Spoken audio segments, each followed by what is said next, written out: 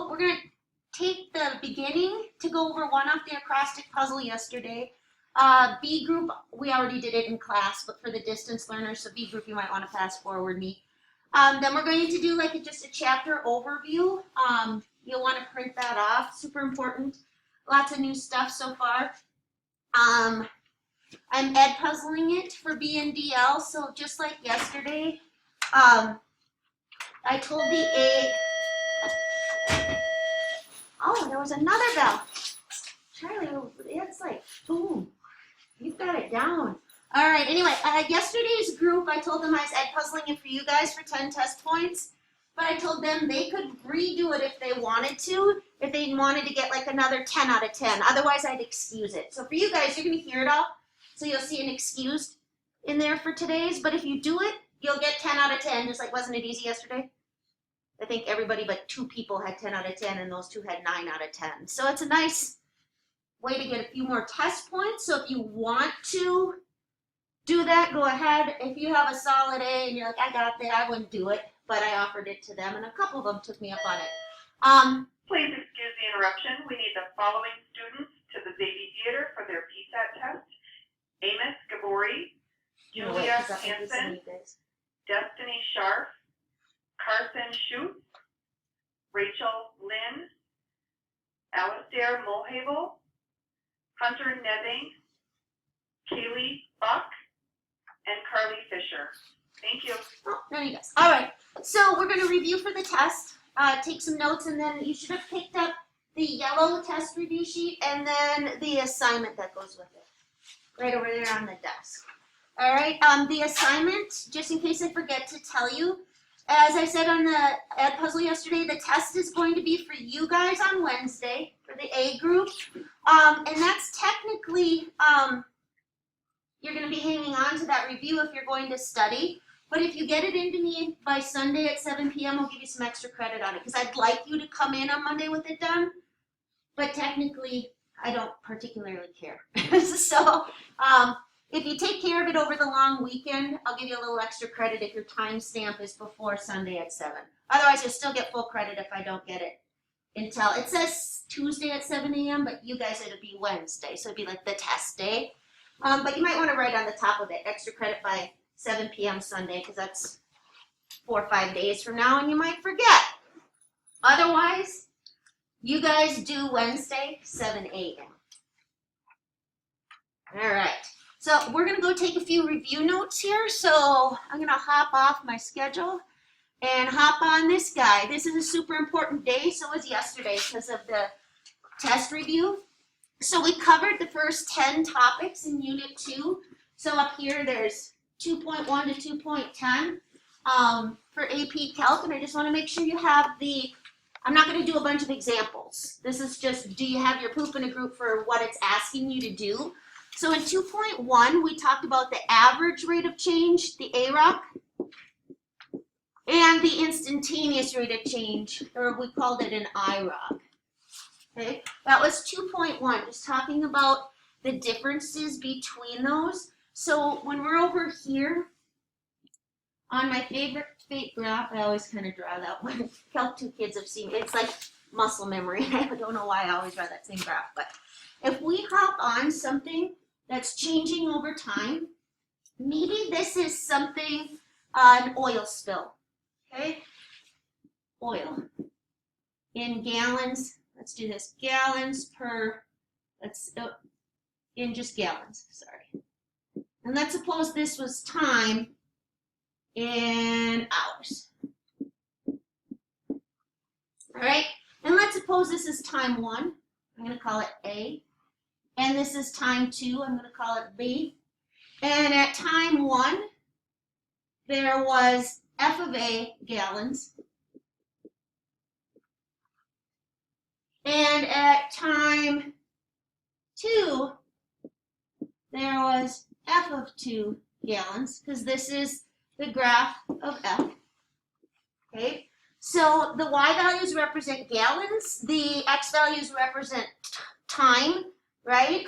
When we do a slope, we'll get gallons per hour. So it represents a rate of change, right? That's what the slope is. It's the amount of gallons per hour that have leaked out of, let's say, the oil tanker.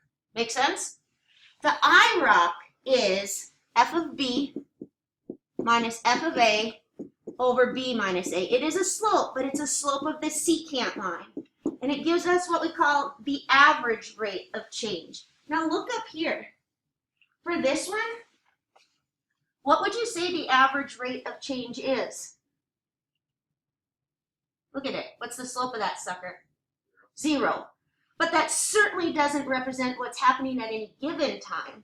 Right here, actually, it went up a lot, which means many gallons, and over not much. So right here at, let's do it right at A.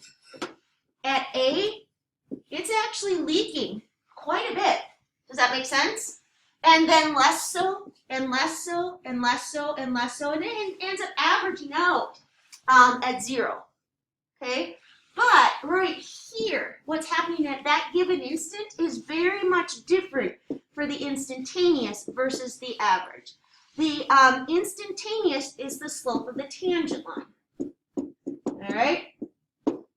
And that's what this whole chapter was about, because the slope of a tangent line is our derivative. And for that one, it would be our derivative at A in particular. All right, so do we get the difference between average rate of change and instantaneous rate of change? Okay. Next up, then we talked about the formal definition of the derivative. All right, AKA some books call it the limit definition. Some books call it formal definition. Doesn't really matter. It's not using the power rule or the derivative of sine is cosine. It's using its actual notation, which says this. If I hop on here and I go to this secant line, whoops, I'm going to go blue. Did it go blue? Why won't you go blue?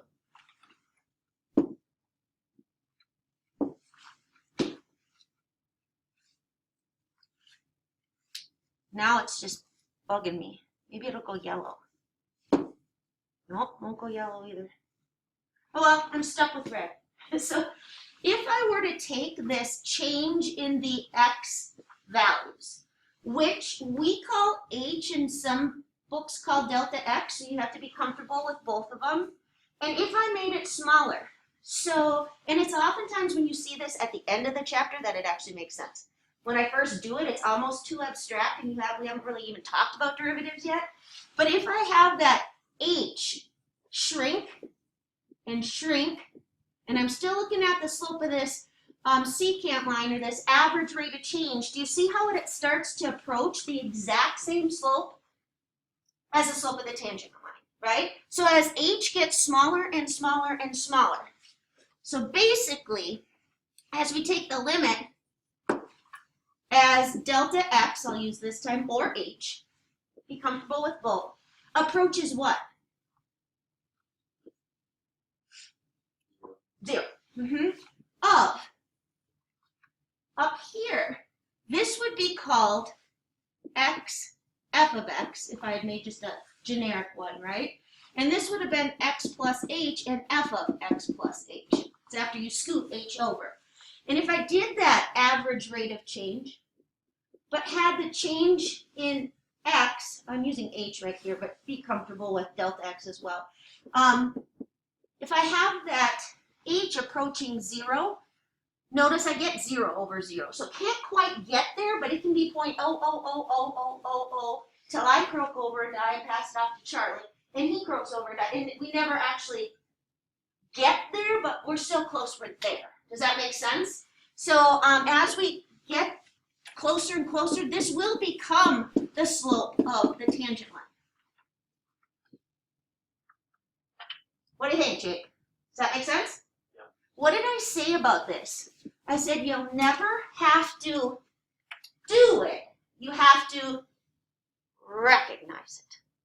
All right? I'll never make you do it anymore to find the derivative of x cubed plus 2x squared, because somebody's proven and derived a power rule that says if you go through this whole bit by putting x plus h in, if you go through all that, I'm wondering if now it'll, there we go.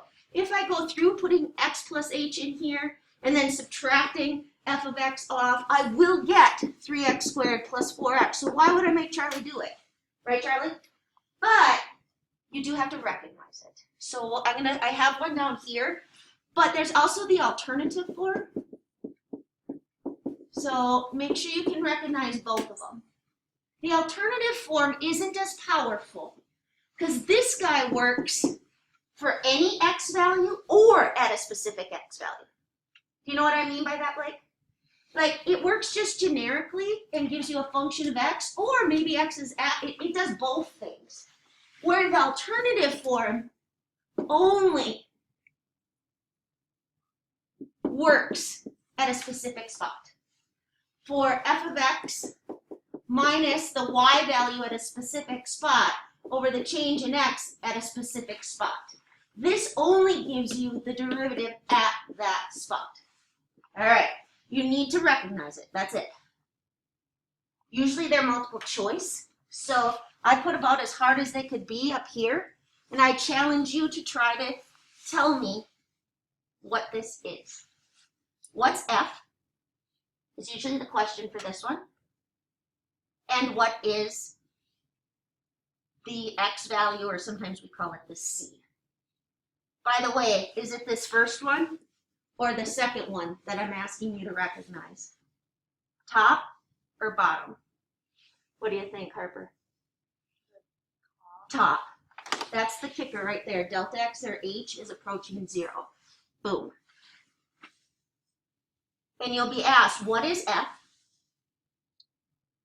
And at what value? Usually at College Board will say c, but it doesn't really matter. This is at a specific x value. So I challenge you to see if you can do it, but due to time purposes, I'm just going to go in. I always tell you to focus on this, because that's what's getting stuffed into the function, right? So my function is f of x plus h. Well, there was a 3 and a 2, and then x plus h got squared. Does that make sense? Where's the 1 coming from then? That's what I want to know. Do you know, Jake? At x equals 1. Yes, this is at x or c, whatever you want to call it, equals negative 1. So where, can you see where that's coming from? If I plug negative 1 in here, I get 3 over 3, which is 1. This is f of x at x equals negative 1. So if you were taking in its multiple choice, you'd circle 3 over 2 plus x squared at x equals negative 1. You don't have to do it, though. Okay? And that's about as hard as those get. Next up. Then we did estimating derivatives of a function at a point. All right? So that was more like, those are usually tabular. So let's go make a table over here. And remember, when we do our derivative, the best estimate for the derivative at this point right here, if I don't have any clue what it is, but if I can get really close to it, the best estimate would be the slope of the secant line. So usually this is some sort of a table. Usually it's something changing over time. So in this case, let's do time, and let's do where you are at any given time, or distance. So let's do time and maybe miles, which we'll call, anyone in physics in here? They call the position x in physics, right? In this class, we usually call it s, but this would be the physics s of t, like where you are at any given time. So let's suppose where we checked in at 2 hours, and then 5 hours, and then at 6 hours, and then at 10 hours. That's the only screenshot I'm giving you. And at 2 hours, Charlie was 50 miles away. And then 3 hours later, he was 210 miles away. And then 1 hour later, he was 270 miles away. And then 4 hours after that, he had reached his destination 500 miles away. All right? If they ask you to estimate they, me, College Board, whoever, right? What we call the derivative of S. And this is leading into something for next chapter, by the way. We start doing what's called particle motion, which ties it into physics, starts tying our calculus into science, into physics. So you're going to start, can you raise your hand if you're in physics? Is it AP or regular? Regular? Then you might not have talked about it yet. The seniors in AP have a little advantage over you at this point, just because they've been working with this since day one. Or have you started working with position velocity in there yet?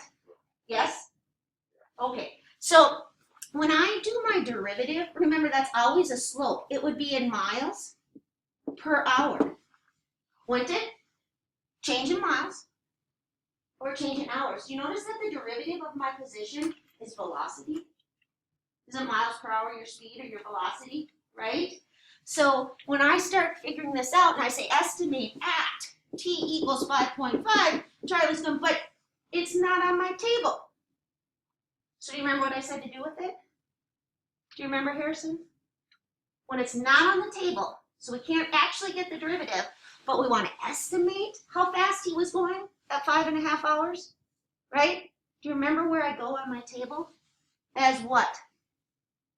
Close as possible. So we ignore all the data except the ones right next door. My best guess for how fast he's going at 5.5 hours is his average rate of change from 5 to 6. Does it make sense? So I go up here and I say, okay, it will be about change in position, change in y, f of b minus f of a, but now it's position and time, minus 210. It's how far did he go? Over how many hours did it take him? What is his average from 5 to 6? His average speed is 60 miles per hour. That's my best guess for his instantaneous, but it's not a sure bet. Maybe he stopped and went to the bathroom at 5.5 hours and he was actually at 0. But my best guess. So when you're estimating, you do what's called straddling it, and you always label it like a slope. It's not change in y over change in x, it's change in miles over change in hours. So this would be labeled 60 miles per hour. What do you think, Frankie? It's my best estimate. Okay? Next up. That's actually one of the things that caused calculus to come to be historically, is Newton trying to figure out velocity at a given instant. How fast is this going right now? And it kind of started the whole ball rolling with, well, we don't know. So we'll get as close as possible, and then we'll have that time approach 0, right? That change in time so that it's at 5.49999 and 6.00000, and wow, it's so close, right? Topic 2.4, we're just cruising right along here. We're just reviewing the whole chapter. Differentiability. Somebody tell me one place on a graph where a derivative does not exist. We're going to put the 3 situations up here. Sharp turn. Okay, not continuous. So let's do sharp turn first. The most common continuous function with a sharp turn is the absolute value graph. That is not differentiable right there. If you had to explain that, if it just says explain, go ahead and say sharp turn.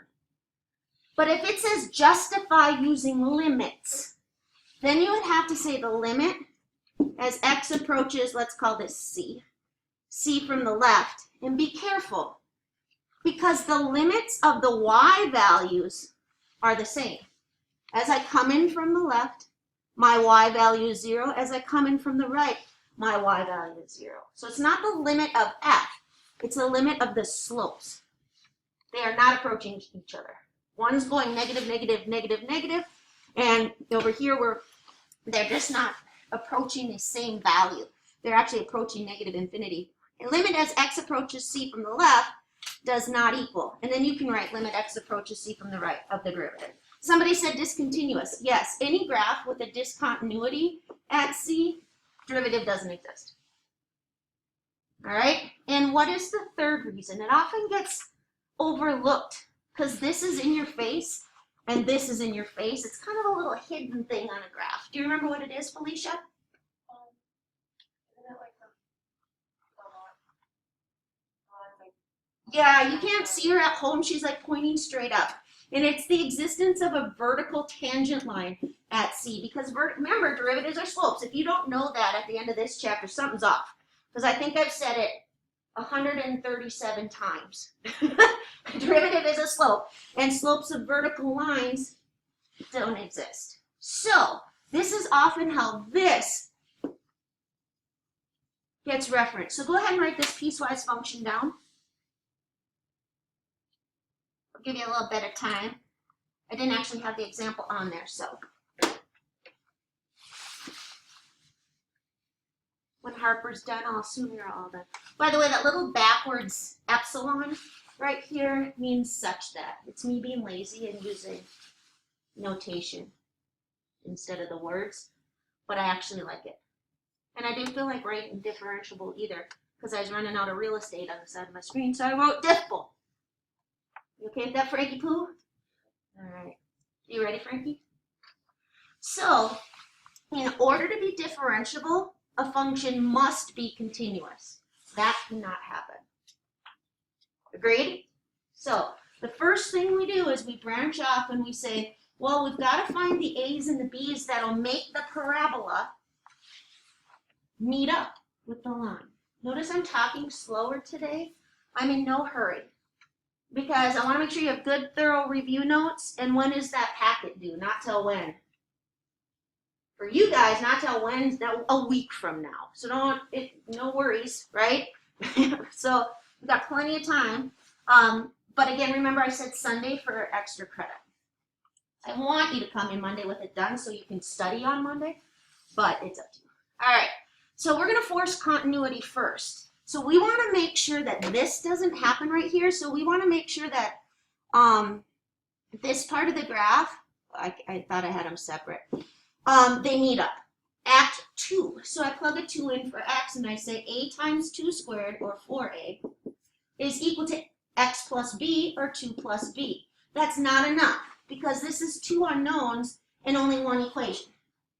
Okay, you can't solve, if I say x plus y equals 5, and I say you need to know exactly what x and y are, there's an infinite amount, right? So 2 unknowns require 2 equations. So we're forcing with this guy, that means they'll meet. But they might meet like this. So we also have to make sure that our derivatives are equal. So we go up here and we make sure the derivative from the left is equal to the derivative from the right. Technically, right here, what we're doing, in case it's like an FRQ, is we're saying the limit as x approaches 2 from the left of f of x, we plug the 2 in here, has to equal. So you got to be careful. It's multiple choice. Don't waste time writing this, right, Harper? But if it's an FRQ, a lot of times points are given for proper notational fluency. So you might need to write it like that. All right. So that'll force continuity. Now I've got to make sure that my derivative from the left, what is the derivative from the left? What's the derivative of x squared? Go ahead and tell me. 2x. And constants stay up front. So 2ax equals. Did you hear me in the notes yesterday talk about somebody asking me why we don't use the product rule for something like that? Do you remember the answer to that question? You could. But if you go first, d second, right? What's d second? 1, right? Plus second, d first. When one of them's a constant, that second d first always goes to 0, so you just get first d second. So when the first is a constant, you really just can put it down and take the derivative of the second one. So over here, we'd have, does that equal, what's the derivative of this line? Or its slope? 1, correct? You could think of it 2 ways, as dx plus the derivative of the constant, dx. Constants go to 0, this is 1, but that's kind of a lot of calculus for it's just the slope of the line, right? Boom. But, Blake, we're only concerned with that happening at x equals 2. I don't care what's happening on any other part of the graph. Watch.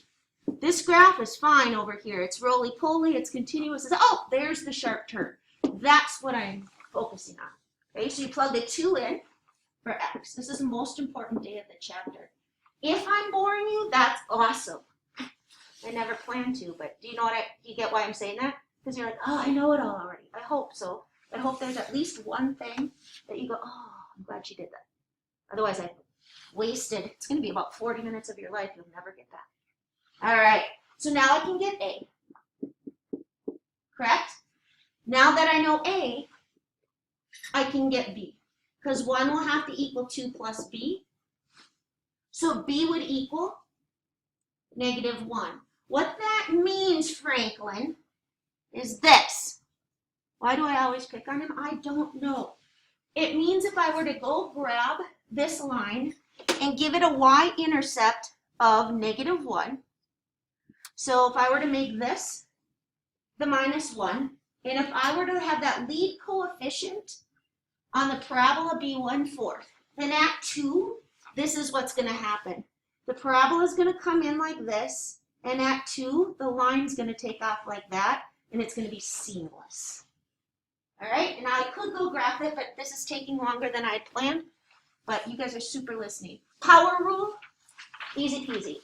All I'm going to write, remember that the derivative of x to any power, we bring the power out front, and we drop it down 1. Regardless of whether it's fractions or negatives, so watch out for things that are like the derivative of the cubed root of x to the 5th. So be careful with something like that. Make sure you see the power. It's 5/3. Bring it out front. Oh, actually, this one isn't going to go negative. I should have done the 5 on the outside. Oh, well, whatever. I don't care. Knock it down, disguised as denominator over denominator, and had this been negative, put it in the basement as a positive. Are you bored with it now? No. Okay. The derivatives of familiar functions. So that was the day we practiced I think we had a circuit that had a power rule on it. So there's really nothing more to say with topic 2.6. It was kind of practicing like a bunch of polynomials. Some of them, though, looked like this. You now have 2 ways to do this. It's a familiar function. It's just a rational function, right? I say you now have 2 ways, but in 2.6 you had no clue there even was a quotient rule. So you had to do it by saying, well, it's a heart. I'll break it apart. It's really x cubed over x plus 1 over x squared. And I will use the power rule. Remember doing that? Yes, Jake? But now you could go low D high minus high D low, draw a line and square below. And you'll get the cleaned up version of the derivative of that is 1. The derivative of x to the -2 is -2 x to the -3rd. If you did the quotient rule, okay, you would get the single fraction version of that. All right, so next one up, what's the derivative of sine? Cosine's derivative is negative sine. Negative sine's derivative is negative cosine, and it ends the way it begins. So all sine SIG ends of the cosine sine derivatives, I would write that down on the top of my test. So you don't have to think it over a bunch. What's the derivative of e to the x? Can't be much easier, right? It's e to the x. And the derivative of ln x is 1 over x. Keep in mind, I'm not going to ask those just like that. That's too easy. You think the derivative of e to the x is going to be on the test? No, not explicitly, but it might be hidden in a question where you are doing something like this. Right? An equation of the tangent line at x equals 0 for y equals e to the x over 1 plus 2e to the x. Right? So that's my like layering the question. So, Kalia, For an equation of a tangent line, what do you need? The point, for sure. If I want to know, I don't even know what that looks like, I made it up. But on the graph of that, whatever it might look like, maybe it looks like this, I don't know, right? But on the graph at 0, right, let's say right here, I want to know the equation of the tangent line. Well, I have to hop on the line at 0, comma. How do I figure out where to hop on? What do you think, Kalia? How do I figure out the y value? Plug in x equals 0 to Thank you. I love it that you're saying to the original function, because I always have kids plug it into the derivative. And it's like points are on the original function, slopes are the derivative. You guys are listening, your eyes are like super focused. It's kind of relaxing knowing you don't really have anything for a week that's due, right? So I do that on purpose. It's not like I give you this big packet today and say, turn it in by tomorrow. Then you'd be like, would she shut up? I want to start my packet. So it's always a plan. All right, so let's go plug that in. What's e to the 0? 1, right? Over 1 plus 2. So this point right here, again, this is a fake graph. I have no clue what that graph looks like. I'm just making this stuff up as I go. But that is at 0, 1/3. So way in the back, Ellie, what else do I need to write an equation for a line from Algebra 1? You say you need a point and you need the slope. But for us, in algebra, they'd say write an equation for the line through this point with a slope of 2. You have to find your point, and you have to find your slope. And it's the only time in your math career you've been able to find a slope with only 1 point, right? It's kind of like if you would go back in time, and when your algebra teacher says, how many points do you need to find the slope? They wanted you to say 2, but technically, how many do you need? 1, if you know calculus, right? Which is really cool because it's the instantaneous rate of change. So you can see we're now kind of going to be tying what you're learning into the real world. Not yet. We're getting there though, okay? We gotta get all the rules down. So what rule do I need to use to take that derivative? What else am I layering? I'm checking to see that Mallory knows how to find the equation of a tangent line, that she understands she needs the slope, and she understands what rule for finding it. How am I going to find dy dx? Quotient rule. Yeah, so when I write a test, I kind of go and make sure if I tested everything, but I don't want to have a zillion questions, so they're layered. This would cover my tangent line equation, and my quotient rule, and my derivative of e to the x, all in one question. All right, so I'm not going to finish that. You do low d high minus high d low. What is d low? Good question. What's d low? What do you think, Felicia? Oops, I shouldn't walk away from the board, but they can't hear me. You ever hear me fade out in the notes? It's because I'm walking. What is d low? What would be the derivative of this one down here, Felicia? What'd you say? I couldn't hear you. The derivative of 1 is 0. Make sure you understand why for those constants too. Don't just memorize it. The function y equals 1 is this line, and the derivative is its slope anywhere. 0, right? But what's the derivative of 2e to the x? 2e to the x, okay? And it's not because I'm using the product rule. I could go first d second, 2e to the x, plus second d first, 0. So it's just 2e to the x. So we would do low, 1 plus 2e to the x, d high, e to the x, minus high, d low, draw a line square below. We're going to quote that. Product rule can be deadly if you don't listen. I do have, I think, 2 people in my 6th hour, and they won't hear this because they don't watch the notes. And so, and they also haven't been doing a whole lot of homework. So what's going to happen on the test with this, and you guys have heard me say it, if any of you guys do it, I'll be sad. I'm expecting them to do it. They're going to tell me that if it's sine, whoops, my fingertip touched it. If my function was sine x times x cubed, and I asked for the derivative, those 2 people in my 6th hour are going to write cosine x 3x squared.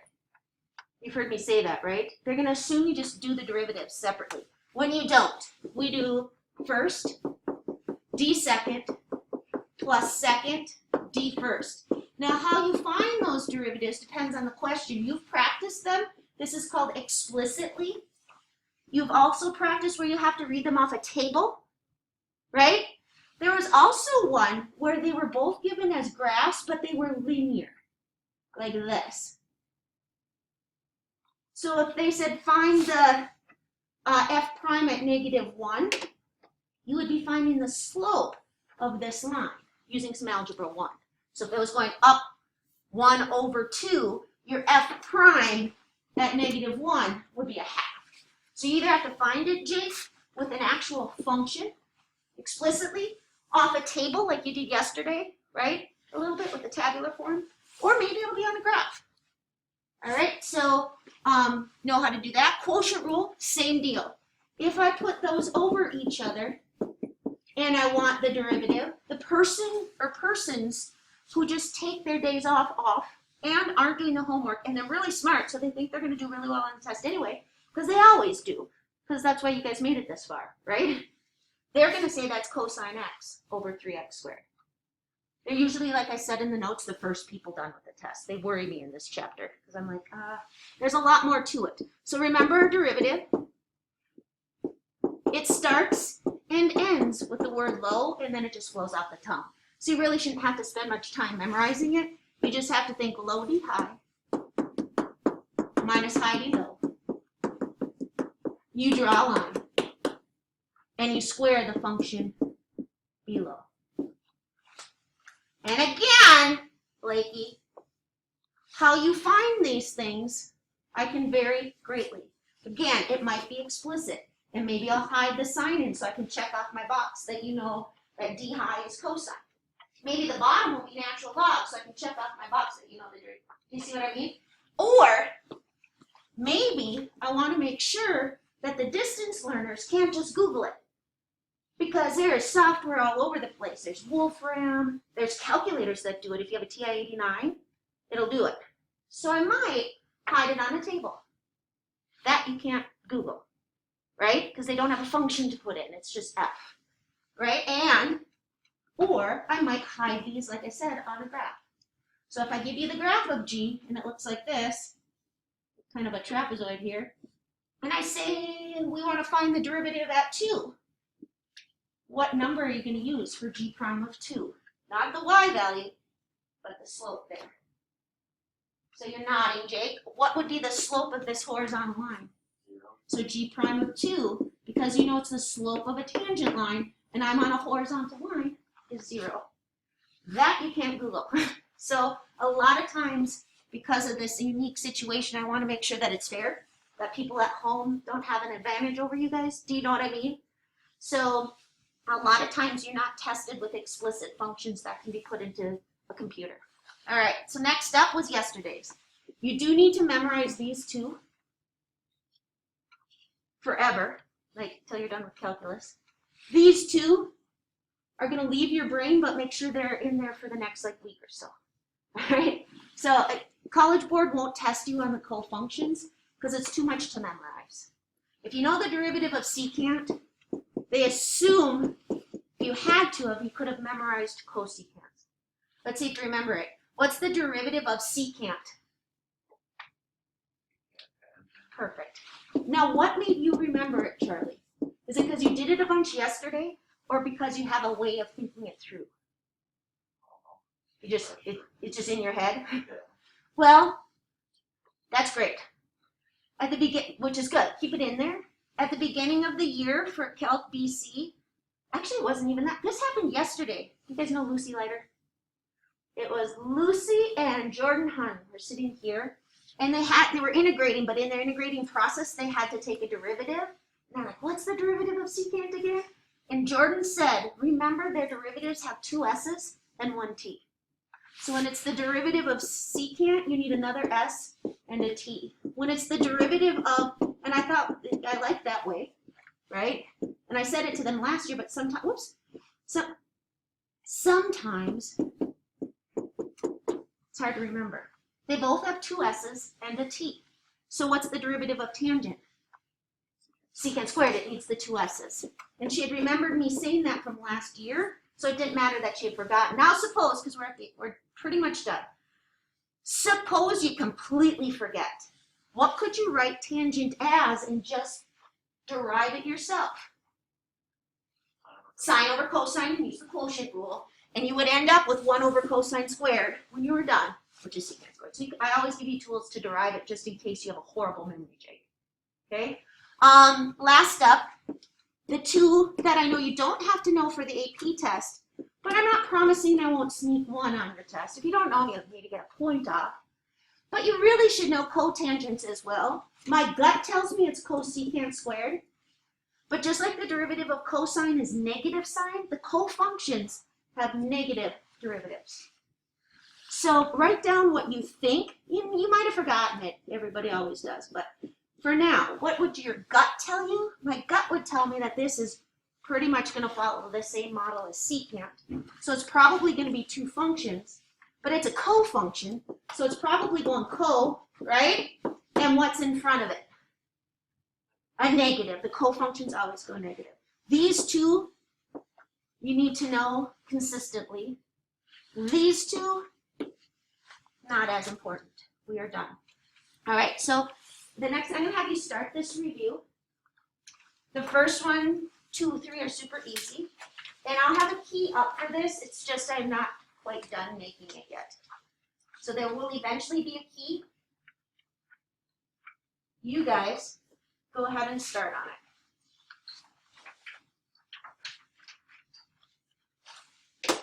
I'm going to load this sucker and Ed puzzle it.